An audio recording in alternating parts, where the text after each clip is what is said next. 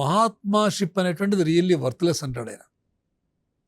It is due to my outward activities, due to my politics, which is the least part of me and therefore is evanescent. మీరందరూ మహాత్మా నన్ను ఎందుకు పిలుస్తున్నారంటే, నేను చేస్తున్నటువంటి కార్యక్రమాలు, లేకపోతే నేను చేస్తున్న పొలిటికల్ వర్క్ అంతా చూసి మీరు నన్ను అంతగా గౌరవిస్తున్నారు. కానీ అది ముఖ్యమైన భాగం కాదు.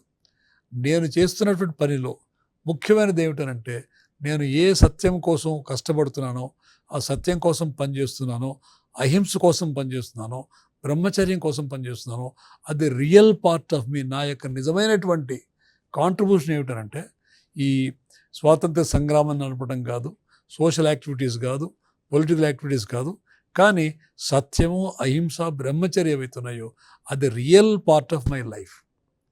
That permanent part of me, however small, ఎంత చిన్నదైనా కూడా దాన్ని మాత్రం మీరు అశ్రద్ధ చేయకూడదు, దాన్ని తక్కువగా చూడకూడదు. It is my all. I prize even the failures and disillusionments which are but steps towards success.